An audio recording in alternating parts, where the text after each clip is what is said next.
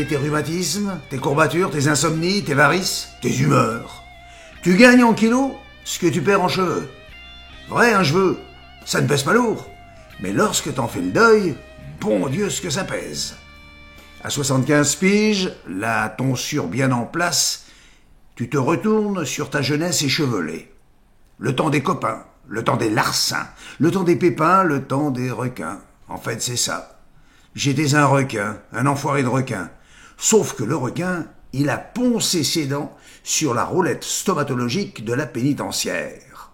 Il y a eu la prison, puis il y a eu l'évasion. Un vertige à nul autre pareil. Sensation d'un autre monde. Ah, mes jeunes amis, un conseil. Tapez une affaire, n'importe laquelle, juste pour goûter à la gamelle. Une fois encristé, évadez-vous. S'évader, c'est se placer là-haut, plus haut que les nuages, plus haut que les anges, à la divine hauteur, celle qui t'autorise à tapoter l'épaule de Dieu et à lui tirer la barbe. Paraît qu'il a une barbe, Dieu, et aussi des cheveux. Mais lui, il ne les perd pas. Cependant, ce qu'il n'a pas, Dieu, et que toi, l'évadé, tu as, c'est les amis. Les vrais amis qui ne te trahiront pas, genre Judas. Ceux qui ne te renieront pas, genre Pierre. Ceux qui ne douteront pas, genre Thomas. C'est ça qui est beau, chez nous, des cumulards des années de tôle et des tentatives d'évasion. L'amitié. Oh, une amitié à la Brassens. Ce mec Brassens, il avait tout pour être heureux. Pas de chance pour lui, il n'a pas trouvé la porte de la prison. Il a raté son évasion. En fait, je dis ça par jalousie, parce que lui, Brassens, il a été le témoin direct du viol d'un magistrat par un puissant gorille. Ah. Où sont-ils donc tous mes potes de cavale? Michel, le géant, Pierrot le matheux, Jean-Claude, l'artiste, et aussi Philippe. Ah, celui-là, aucun risque de l'oublier, tellement il prend de place dans le registre des cavales. 8 évasions, sans compter toutes les tentatives. Ça en fait des années de mitard. Mais à propos de Philippe, il m'avait bien fait parvenir le récit de son histoire. Des histoires, en revanche, on en cherche, surtout à soi-même, parce qu'on ne se satisfait pas d'une vie sans saveur, d'une vie merdique. Ouais, mais à la lecture de la vie de mon pote, je me dis qu'en fait, notre vie de voyou, elle n'a pas été si merdique que ça. En y réfléchissant bien, tout ce qu'on a fait est avouable, et on finit tous par avouer.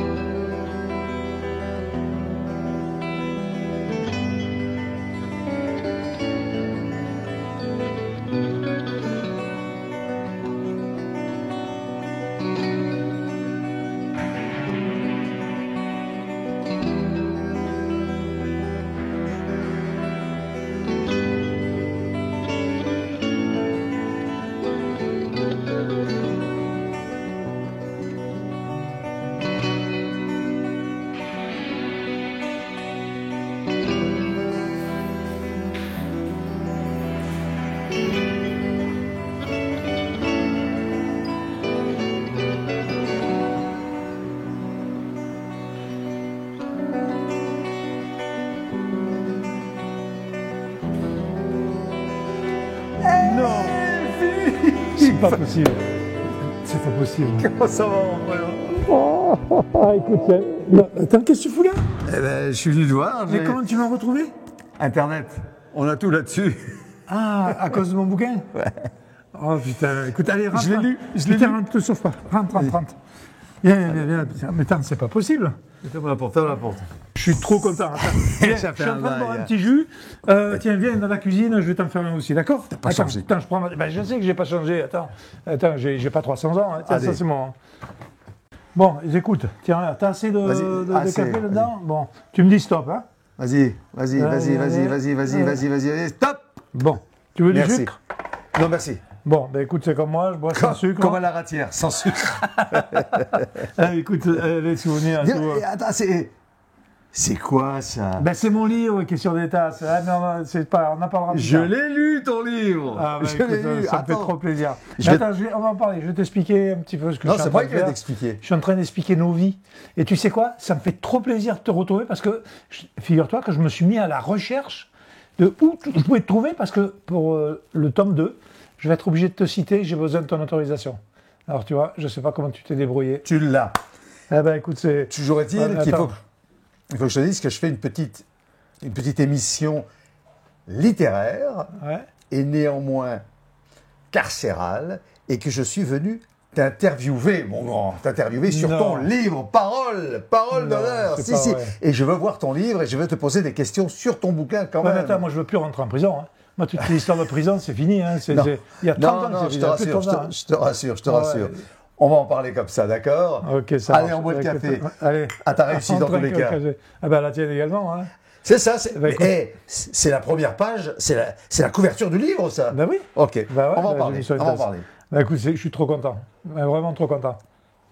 Allez, amène-moi ton livre, ou amène ton livre ici, fais comme tu veux. Voilà. Bah, écoute, je sais pas. Bon, tiens, viens. Je te suis. Ouais, viens avec Ok. moi. On va s'installer. te Tu vas suis, boire je un te suis. café. Qu'est-ce que tu regardes? Tout ça, tu l'as lu, tout ça? Ben bien sûr. Qu'est-ce que tu crois? Je fais pas qu'écrire. Je lis aussi de temps en temps. Voilà. Allez, Je vais viens. lever- je vais lever un On va peu se le boire pied, un petit ouais, café. Et on a une tonne de choses à se dire. Et... Ah bah oui, depuis le Ouais. temps Ben, oui, Ah, ça fait attends, combien de- ça fait quoi? 30 ans? qu'on se connaît, oui, mais qu'on s'est pas vu, ça fait bien 10 ans. Non, ça fait, mon pote, ça fait 45 ans qu'on se connaît. Et ça fait bien 20 ans qu'on s'est, minimum 20 ans qu'on ne s'est pas vu. Bah Attends, oui, le temps t'as passe. perdu le sens de la... Le temps passe. Attends, ben, c'est vrai. Ben écoute, et pourtant, j'ai pas de sablier. Hein. En tout cas. Mais, hé, Hé attends, laisse-moi finir quand même. Vas-y. Attends, franchement, je m'attendais à trouver, trouver un type beaucoup plus décati, etc. Tu as l'air d'avoir une super forme, mec. Ah bah pas toi, hein, t'es complètement décatille. Ben, je sais. C'est rien. Ouais, ben, attends, La tonsure. ça te fait quel âge maintenant? 75. Oh putain, t'es vieux à ce point-là. Oui, et toi, tu as 3 ou 4 ans de moins que moi, tu dois avoir 71. Exact. Ouais, mais bon, tu vois, je suis là, quoi. J'assure. Je crois que tu dis ton âge là-dessus. Tu dis Écoute, ton je suis âge. trop content de te voir. Bah, ça Mais, fait trop- plaisir, bien sûr, ça fait Ah, plaisir. trop Ça content, fait plaisir hein. aussi Et que tu sais que j'ai écrives. retrouvé Pierrot. Oh, Ouais, j'ai retrouvé Pierrot et Michel. Michel Pierrot, le il pauvre- écrit un bouquin, tiens. Ouais, Je le sais, mais ouais. ouais, je sais, ouais. Et Michel, il est mort il y a 18 mois à peu près. Merde. Ouais. Le grand Ouais, le grand, celui que j'appelle le gamin, là. Tu sais, qui était le dernier qui était avec Jacques Messrine, tu vois. Et, Le complice de Mesrine, ouais. Ouais. Tu sais, quand ils ont fait le lièvre, il était avec lui. C'est ça. Et ben, il est mort, le pauvre. Il a eu d'abord Parkinson. Et puis après, bon, il a fait une mauvaise chute. Et puis, ouais, je suis allé à son inhumation à Laon, là-bas. Et puis, bon, bah, À Laon ouais. Tiens, j'ai fait 2 piges à Laon. Ouais, non, mais pas ils l'ont pas inhumé dans, le cimetière, dans la prison. Hein. Mais bon, en plus, quand j'y suis allé, c'était triste à pleurer. Il y avait de la brume partout. C'est vraiment un temps d'enterrement, quoi. Tu vois, mais vraiment, ça m'a un peu bousculé, ça, parce que c'est pas des endroits que j'aime fréquenter, les cimetières. Mais bon, qu'est-ce que je te dis Bah, c'est comme ça. Et Pierrot, lui, je sais pas comment il fait. Il est vieux comme le monde. Et puis, il est toujours là, bien assis, bien machin, etc. C'est impressionnant. Écoute, on va en parler. Bon, bah, tu me diras où ils sont, tu me passeras en tous les cas Pierrot son téléphone et puis... Je te passerai toutes les infos. Bien Allez. sûr. Donc, Bien Philippe, tu vas comprendre pourquoi je suis super heureux de te retrouver. Parce que tu viens d'écrire ce livre. Et figure-toi que je fais une petite émission littéraire et néanmoins carcérale. C'est-à-dire qu'en principe, je parle de livres qui ont été écrits par des mecs qui se sont évadés ou pas, des hommes ou des femmes. Hein. Pour l'instant, il y a 5 hommes et 5 femmes qui sont évadés ou pas, je te dis, mais surtout qui ont écrit en prison. Et l'écriture carcérale, elle me plaît. Dès que j'ai su que tu avais sorti ce livre, bien sûr, je me suis plongé dedans, je l'ai regardé avec bonheur, hein, je dois le dire, et j'ai envie un peu de partager ce bonheur que j'ai eu en lisant ton livre avec les gens qui, d'habitude, suivent l'émission, tout simplement. Et c'est pour ça que je suis content de t'avoir bien en face de moi. te poser les livres concernant le livre. Alors d'abord, j'ai trouvé la couverture magnifique, de toute beauté. Où c'est que tu as trouvé ça? Ben, c'est une photo que j'ai faite en rentrant chez moi. C'est la dernière ligne droite avant de rentrer chez moi. Tu déconnes? Non, un soir, puis je fais ça avec mon téléphone en plus. Et après, la sérigraphie, ben, je m'en suis occupé, puisque bon, il faut quand même pas oublier que j'ai été de très très longues années faussaire, ce qui veut dire que la manipulation des écrits, des images, etc., c'est en plein dans mon domaine. Quand on est capable de faire un billet de 100 francs de la Croix, les 100 francs de la Croix, je pense qu'on est capable de faire une couverture de livre, non? Ça ne relève pas d'une grosse performance, hein, crois-moi. Hein. Bon, je te crois, j'ai regardé un petit peu, j'ai regardé bien sûr la 4e de couve, et surtout, alors ce qui m'intéresse dans ton livre, comme tous, partout, hein, tous les livres que j'ai lus concernant, en tous les cas, les gens qui avaient fait de la prison, d'abord leur enfance, puisque l'enfance c'est ce qui va déterminer après ta vie d'adulte. Mais d'habitude, dans les livres que je lis, l'enfance c'est 1 chapitre, 2 chapitres, au pire 3 chapitres, jamais plus. Toi, c'était un étonnement de ma part. Tout le livre, c'est globalement de ta naissance jusqu'à peu près à l'âge de 16-17 ans, jusqu'à ton adolescence. Alors ça m'a surpris. Et je voudrais savoir pourquoi tu as choisi de faire un livre uniquement qui va de ta naissance jusqu'à ton adolescence. Je sais que il y a une suite, hein, bien sûr. Je m'en suis rendu compte. Je t'écoute. D'abord, je voudrais faire une toute petite correction par rapport à ce que tu viens de dire. C'est que tu viens de dire que tu interroges des gens qui ont écrit des livres en prison, etc. Je veux juste préciser que je ne suis plus en prison depuis des lustres, depuis plus de 35 ans. Je suis sorti de tout ça. Donc le livre, je l'ai écrit en liberté, sur ma période, bien évidemment, du banditisme. Alors j'ai intitulé ce livre « L'Odyssée d'un hors-la-loi ». Le hors-la-loi, en l'occurrence, c'est moi. Et j'ai découpé les tranches de ma vie, pour l'instant, en 8 morceaux. Ces morceaux, on va les appeler des tomes. J'ai fait le pitch de chacun de ces tomes à la fin. On le retrouvera à la fin de tous les ouvrages, de toute façon. Et mon enfance était tellement riche, puisque tu l'as lu, donc tu peux en témoigner aujourd'hui, que j'aurais pu tranquillement faire 2 tomes dessus. Sauf que je ne suis pas le genre à faire un chapitre et demi sur le descriptif d'un arbre, même si c'est un séquoia. Bon, je pense qu'on peut se limiter à un descriptif qui permet d'entendre les cigales, qui permet de sentir les essences des arbres, qui permet de se sentir bien, sans pour autant aller ennuyer les gens à faire le descriptif de chacune des feuilles de l'arbre. Ah, en concernant ça, oui, je te dis tout de suite, il y a de l'odeur, il y a des senteurs dans ton livre, ne t'occupe pas, hein, tu te loupes pas là, c'est bon. Alors, je reviens au livre, hein, donc c'est à la fois ta naissance, et tout de suite, c'est comme ça que j'ai ressenti la prison, tout de suite. Tu es emprisonné, je veux que tu me racontes ça. Alors, moi j'ai une toute petite particularité, c'est que, bon, c'est un petit peu la raison pour laquelle j'ai été obligé de faire un tome entier sur mon enfance. Tout simplement parce que je suis issu d'une famille qui est un petit peu atypique pour l'époque. Mon père, d'origine fidjienne, était noir comme de l'ébène, et ma mère, bretonne, famille noble bretonne, immigrée en Suisse, blonde aux yeux bleus.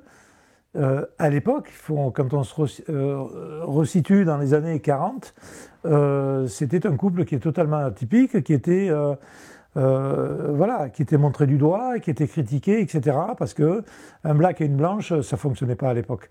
Aujourd'hui, on est dans une époque qui est effectivement plus humaine pour ce qui concerne donc ce chapitre. Mais à l'époque, c'était très dur. Et je suis donc, mon père était en plus non-voyant, ce qui n'arrangeait pas les choses. Pas non-voyant de naissance, mais non-voyant à l'issue d'un éclat d'obus pendant qu'il œuvrait comme brancardier, alors qu'on était encore en guerre, la France. Donc, Philippe, c'est un accident. Il est aveugle. une prison aussi. Juste une chose, je veux te recentrer là-dessus. Oui. Toi, ton accident. Parle-nous de cet accident. Eh Tu bien, ne sais pas marcher, pof, d'un seul coup, incarcéré. Alors, C'est moi, ça que tu me voilà, racontes. Moi, tout petit, 18 mois, une chute d'un arbre, colonne vertébrale brisée. Tout le monde m'a donné pour mort, sauf que je ne voulais pas mourir. Alors, qu'est-ce qu'on a fait à l'époque? Le seul endroit où on avait les morts-vivants, entre guillemets, c'était les sanatoriums. Sanatorium, des précurseurs des soins palliatifs, une entrée, une sortie. La sortie, c'était le cimetière. La chance que j'ai eue, ça a été de rencontrer un médecin qui n'a pas voulu laisser cet enfant mourir. Alors je me suis retrouvé dans une coque qui me changeait tous les 3 mois, les 4 fers en l'air. On aurait eu une tortue sur le dos. C'est effectivement, quand tu raisonnes sous cet angle-là, j'étais déjà en prison. Ça a été ma toute première prison. Je ne sais pas comment j'ai réussi à me sortir de là. Je ne sais pas comment j'ai réussi à marcher à nouveau. Du moins, je décris mes souvenirs de cette époque, qui était une époque assez difficile pour un gosse, au point que ça m'a marqué de façon indélébile et que je m'en souviens aujourd'hui comme si c'était hier, du moins pour la majorité du temps passé. Et ensuite, donc, j'ai retrouvé ma famille. Avant, je vais t'interroger. Oui, il y a quelque chose qui m'a étonné. Et effectivement, je me souviens de ce que c'était la prison. On a fait des longues peines tous les deux. Mais quand tu es là dans cette coquille et tout ça, parce que tu es resté. Combien de temps tu es resté? Plus d'1 an. Ah, je suis resté facilement plus de 2 ans. Plus de 2 ans. Le problème, c'est que tu vas tout jeune. Et les souvenirs s'estompent. Et tu oublies jusqu'au visage de ta maman ou de ton papa. Alors, c'est ça que tu me racontes aussi. Pourquoi? Parce que, en fait, dans ma vie, j'ai oublié 2 fois le visage de ma famille et de ma mère et tout ça. 2 fois, à 2 reprises. La première, c'est celle-ci. D'abord parce que j'étais trop petit. Je suis arrivé, j'avais à peine 16 ou 18 mois. J'étais vraiment... je sais pas, je n'ai même pas le souvenir avoir été capable de marcher encore. Puisque je me souviens que de l'époque où j'ai appris à marcher, mais j'avais 3 ans. Quand j'ai commencé à apprendre à marcher, quand j'ai commencé à sortir de cette coquille, 3 ans ou 4 ans, les temps sont un petit peu difficiles à recadrer de façon exacte. Et pour moi, j'étais né comme ça. Mon esprit s'était forgé à l'intérieur de cette coquille. Pour moi, j'étais né avec une tortue sur le dos. Je ne savais pas ce que c'était que de bouger mes mains ou mes jambes. Elles étaient prisonnières, complètement atrophiées. Il m'a fallu, après presque 3 ans de rééducation, pour seulement apprendre à me mouvoir, apprendre à me muscler les membres, à les faire bouger, à les coordonner avec mon esprit, avec mon cerveau, etc.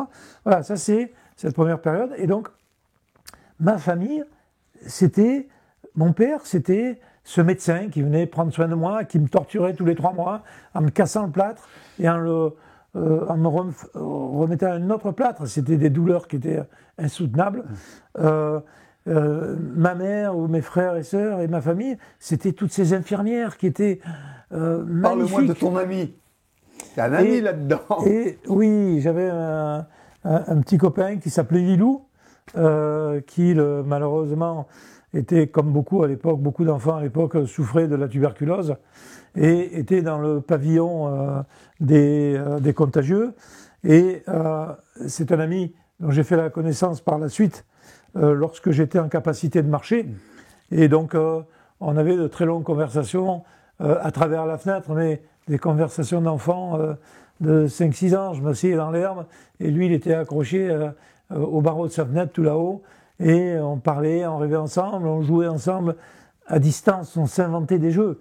Et puis, un jour, je me suis présenté devant la fenêtre et il n'y était plus. Philippe, on parle de toubib, on parle d'infirmiers, on parle de choses qui sont assez terribles. On parle de cette case. C'était ma famille, c'était ma vie, ma famille.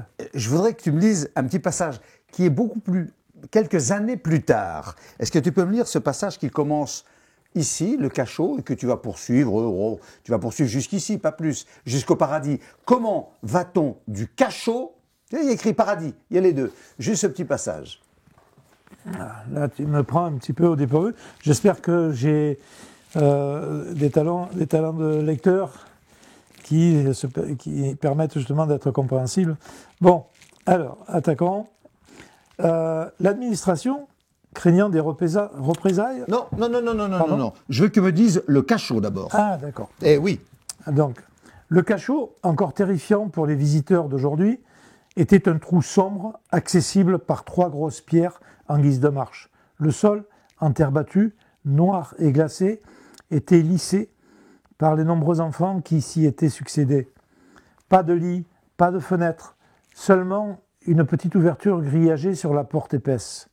Une tanière de pierre où régnait un froid mordant.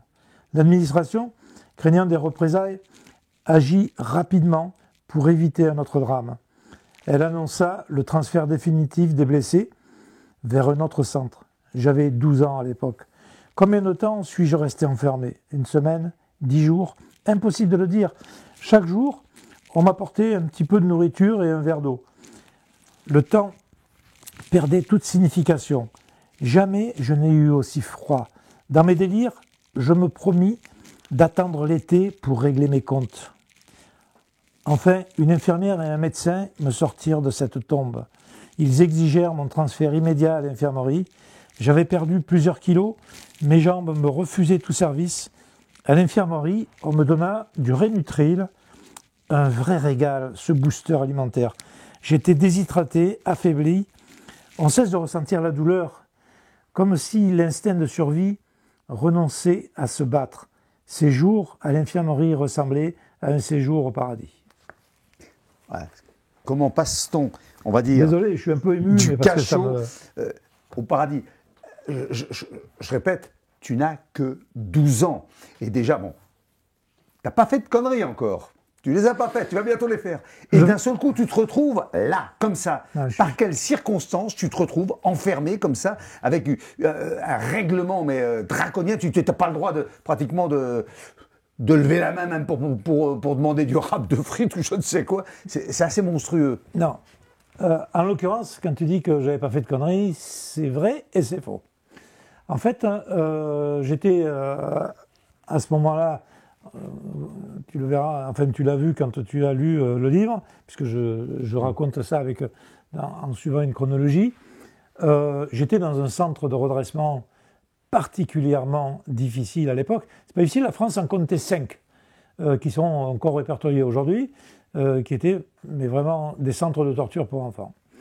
Tout s'y passait, tout le monde avait tous les droits, sauf les enfants. Et en plus de cela, en ce qui me concerne, j'étais sous l'emprise d'une, comment dirais-je, une contrainte. Il y avait un autre enfant, très costaud, très autoritaire, qui avait réussi à mettre la main sur plusieurs autres enfants. Et bon, ce sont des gamineries, mais ils nous prenaient nos desserts, ils nous prenaient les frites dans nos plateaux. Et en ce qui me concerne, j'étais très très bon à l'école et il échangeait mes copies contre les siennes, ce qui fait que pendant 1 an, 2 ans, j'étais considéré par les professeurs, enfin les maîtres d'école, comme un cancre. Alors qu'en fait, j'étais excellent à l'école, et tout simplement parce qu'ils changeaient systématiquement mes copies. Et un jour, j'ai décidé de sortir de cette maltraitance. Et c'est ce qui m'a amené au cachot. Je suis sorti de cette maltraitance. Tu peux nous expliquer comment? Bien, pour moi, la maltraitance, si tu peux me passer le livre, je vais te montrer, je vais le faire avec celui-ci, c'est pareil. La maltraitance, mais je suis en train de chercher le qualificatif pour cette maltraitance. Ah, quand on subit, si tu veux, une oppression, on en voit tous les jours, et c'est dingue ça. J'ai été tellement marqué par ça qu'à chaque fois, ce mot me sort de la tête. Tu veux parler du harcèlement ou pas? Le harcèlement. D'accord. Exactement. Vas-y. Voilà. Quand je parle de la maltraitance, je parle du harcèlement. D'accord. Et pour moi, le harcèlement, regarde, prends un livre, comme ça. Tu vois qu'un livre, il y a une tranche, et on peut tomber, si on roule sur cette tranche, on peut tomber à droite ou on peut tomber à gauche, comme on peut continuer tout droit. À ce moment-là, mettre main. Si je continue tout droit, j'accepte et je reste dans le harcèlement. Je subis le harcèlement. Pour sortir du harcèlement, il n'y a que 3 solutions. 1, je subis. 2, je fais ce que malheureusement beaucoup d'enfants ont fait jusqu'à présent, on se suicide. Parce qu'on arrive à un point où il n'y a plus d'issue, c'est plus possible. C'est tellement difficile. Et le troisième point, troisième point, si tu me permets, on tombe de l'autre côté, on casse le harcèlement. Est-ce qu'il y avait des suicides? Est-ce qu'il y avait des suicides là où tu étais, toi? Pas à mon souvenir. D'accord. Pas à mon souvenir. Mais aujourd'hui, je parle de notre temps à nous aujourd'hui. Bon, peut-être qu'il n'y avait pas de suicide parce que ce que nous vivions était infiniment plus difficile que ce harcèlement de gosse. Troisième chose. Et troisième chose, choisir de sortir du harcèlement. Alors moi, j'ai choisi de sortir du harcèlement. Et aujourd'hui, par exemple, je dirais à un enfant qui est harcelé, sortir du harcèlement, c'est pas forcément ce que moi j'ai fait avec de la violence, mais c'est peut-être aller parler à ses parents, aller parler à des gens. C'est ça aussi, sortir du harcèlement. Moi, j'ai choisi comme la personne qui me harcelait était quelqu'un de très très grand, d'immensément fort, etc., et que moi je ne dormais quasiment pas la nuit, donc toutes les nuits, nuit après nuit, je me suis attaché à l'affaiblir. Pour le jour où je lui tombe dessus, j'ai plus qu'une chiffre molle. Et c'est exactement ce qui s'est passé. Et un jour, alors qu'il était assis dans un préau avec son comparse, j'ai pris une grosse planche. Il était assis à moitié assoupi parce qu'il ne dormait plus les nuits. Je m'arrangeais pour qu'il ne dorme plus la nuit. Donc le jour, il était totalement affaibli. J'ai pris une grosse planche et je lui ai éclaté dans le visage. Et son copain qui était à côté, j'ai fait d'une pierre deux coups. Comme ça, moi, j'étais sûr que l'autre ne me tombait pas dessus. Les deux sont partis à l'hôpital et ils ont... C'est dans le livre. Voilà. Je dis pour ceux qui nous écoutent, c'est dans le livre la façon dont tu te débarrasses de ce harcèlement. Mais je ne conseille pas de faire ça, mais je conseille d'utiliser la méthodologie, à savoir, en lieu et place de faire ce que j'ai fait moi, puisqu'on était dans un milieu de violence absolue, aujourd'hui, tout le monde ne vit pas dans un milieu de violence absolue.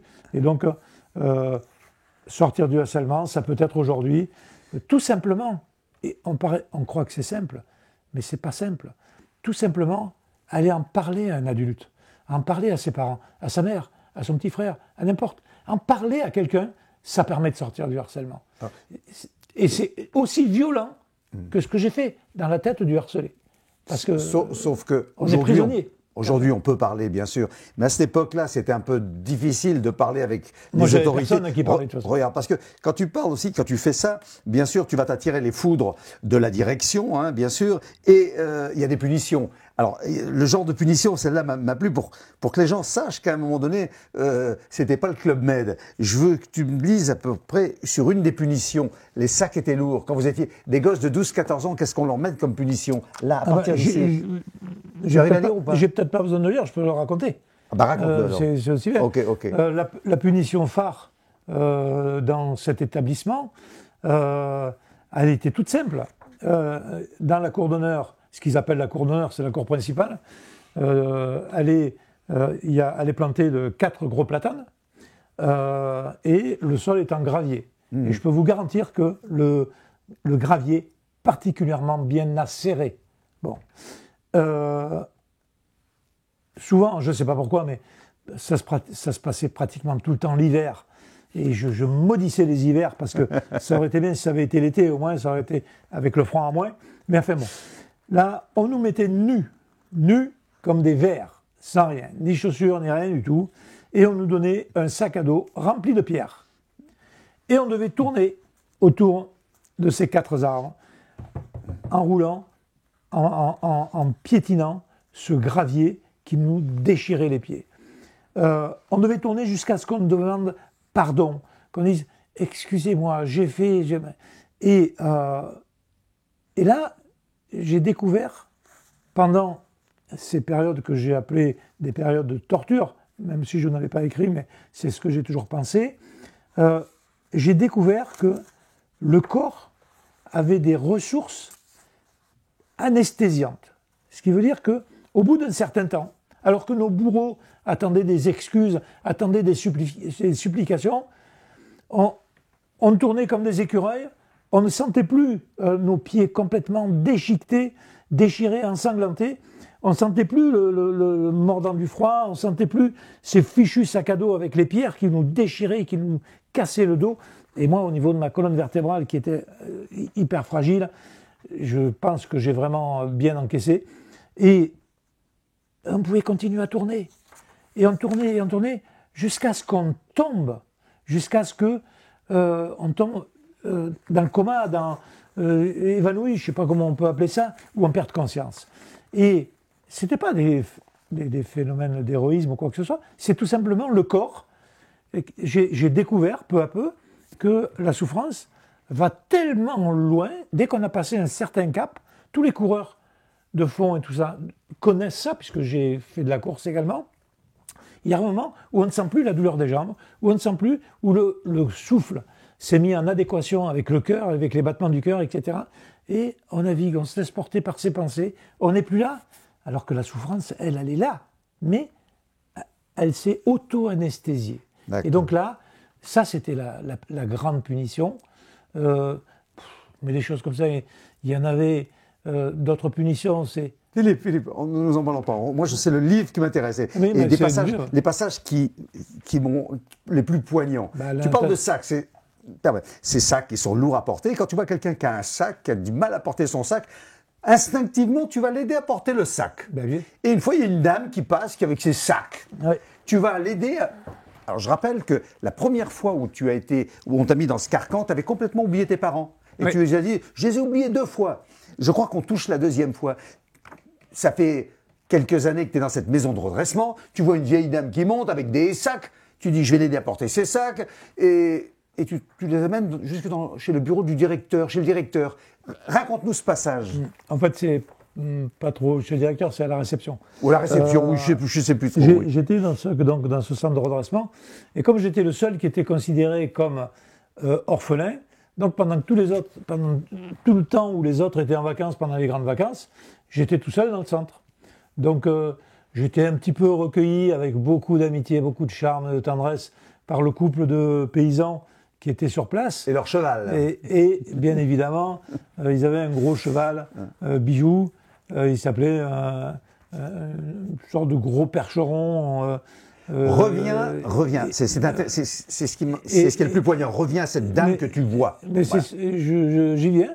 Et donc, un de ces jours, c'est en plein été, j'accompagnais le cheval, puisque je m'occupais de lui, je l'accompagnais pour le changer donc, de pâturage. Et sur la route qui mène donc, du portail d'entrée du centre jusqu'à la cour d'honneur, j'ai vu une dame qui marchait, qui était chargée comme un mulet avec 2 énormes cabas. Et donc, ma route a croisé la sienne et elle m'a interpellé pour me demander où se trouvait la réception. Donc, je lui ai dit très poliment qu'elle se trouvait un petit peu plus haut, etc.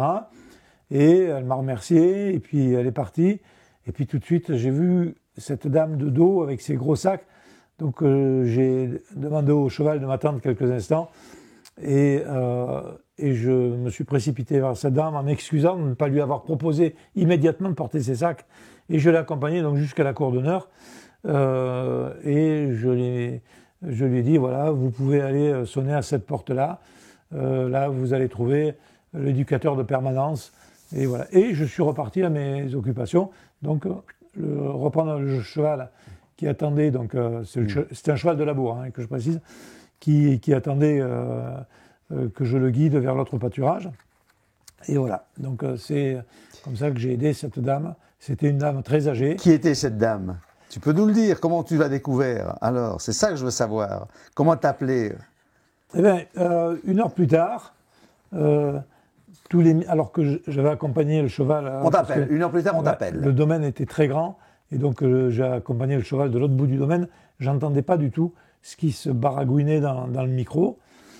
Et en fait, l'éducateur ne cessait de hurler mon nom, de me demander de me rendre d'urgence, mais comme j'étais trop loin, je ne pouvais pas comprendre ce qu'il disait.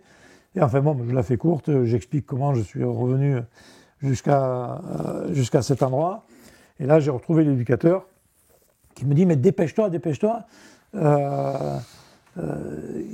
as une visite. » Ah bon? Moi, j'ai jamais, ma vie entière, je n'avais jamais reçu de visite. Ça faisait déjà 5-6 ans que j'étais dans ce centre. Je n'avais jamais reçu la moindre visite. Bon, il me dit ta maman est arrivée ici. Je dis c'est pas possible, puisque je suis orphelin. Philippe, tu la trouves en face de toi. Je voudrais quand même que tu lises ce truc-là. Voilà. À partir voilà, tu la rencontres. Vous êtes l'un en face de l'autre. Voilà, donc tu veux que je te lise ce passage-là? Oui. Bon. Juste pour information avant, l'éducateur m'a dit c'est ta maman qui est là. Et je lui dis mais enfin, ça ne peut pas être ma maman, puisque ma maman est toute jeune, elle, et puis ça c'est la vieille dame que j'ai accompagnée, c'est une dame très âgée. Il m'a dit c'est ta maman, va la voir. Et donc il nous met dans une pièce et je lis le morceau que tu veux que je lise. Je ne savais que faire. Je me trouve à ce moment-là en face d'elle dans une pièce. Je ne savais que faire. Devais-je la serrer dans mes bras? Que lui dire? Que faire? Je réalisais qu'elle n'était pas seule à pleurer. Mes yeux étaient inondés de larmes. Mon petit tout, me dit-elle, réveillant en moi des souvenirs enfouis. Je suis tellement heureuse. Oh oui, tellement, mais tellement heureuse. Je t'ai enfin retrouvé. Tu es devenu si grand, si fort. Les mots me manquent. Madame, je ne sais pas quoi dire. Je t'en prie, appelle-moi maman.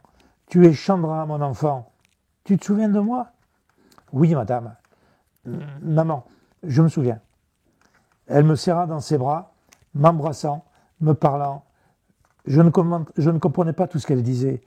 La violence de cette rencontre, la contradiction de tout ce que j'avais vécu ce jour-là.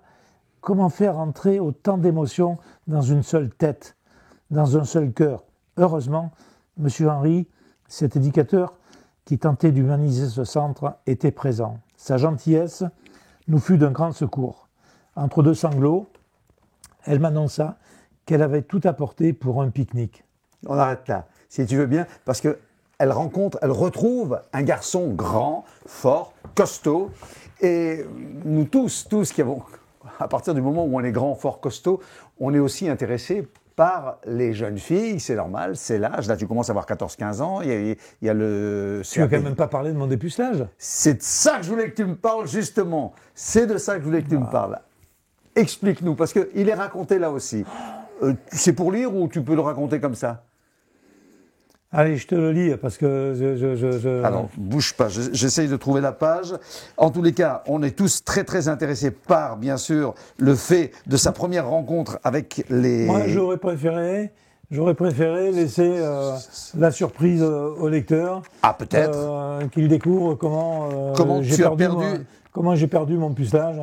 Les lecteurs vont le savoir tout de suite parce que quand la dame qui va te dépuceler te demande de passer devant le lavabo pour faire ta petite toilette intime... Bah, les donne, je veux dire. Voilà, ok, d'accord, je suis d'accord avec toi. Eh bien, ça, si tu veux, ça sera ça sera pour le lecteur. Voilà, d'accord. En tous les cas, et je le répète, hein, c'est une belle lecture, c'est un beau roman, c'est une belle lecture, ça fait plaisir à lire, c'est autobiographique, faut le dire quand même. Et puis, c'est écrit par mon bon pote Philippe, qui s'est quand même évadé, je le répète. Là, on parle de la 9e évasion. Moi, je t'en connais 5-6, mais apparemment, il y en a eu 8 en tout. Alors, moi, je t'explique. Je me suis évadé réellement en grande partie des quartiers de haute sécurité. Je ne pense pas qu'il y ait quelqu'un d'autre qui soit évadé aussi souvent. Je me suis évadé 8 fois. Est-ce que tu comptes celle de Fleury, du QHS de Fleury? Non. Parce que tu es sorti quand même du truc, mais non, voilà. Alors ça ferait 9. Ouais. Et 18 tentatives d'évasion. Ça fait des années de mitard. Quand on sait qu'une évasion ou une tentative d'évasion est sanctionnée par 300 jours de cachot, j'ai fait 810 jours de cachot. Voilà, 8 ans de quartier de haute sécurité, puisque j'ai fait l'ouverture et la fermeture. Je parle de quartier de haute sécurité, ancienne formule, où les quartiers de haute sécurité étaient vraiment une torture physique et psychologique, avec la lumière qu'on allumait tous les quarts d'heure, etc. Bon, vide de chez vide, avec seulement un livre à moitié déchiré, enfin voilà. C'était vraiment, les quartiers de haute sécurité à l'époque étaient de la torture, il ne faut pas avoir peur de le dire. Et ça, je me battrai toujours contre cette période où on a torturé des hommes et qui n'avaient pas forcément tué d'autres personnes. Ça, il faut aussi le dire. Aussi. Alors, non, parce que ce qui est le plus dangereux pour un agent d'administration pénitentiaire, c'est quelqu'un qui s'évade, pas un assassin. Et là avec ces évasions, voilà, nous aussi, lecteurs, ton lecteur, on s'évade. C'est une très très belle évasion. Et c'est pour ça que je dis à tous les gens qui nous regardent une seule chose, l'évasion, c'est aussi la lecture. Et je leur dis, lisez, lisez, lisez. Et surtout, lisez Philippe. T'es très gentil.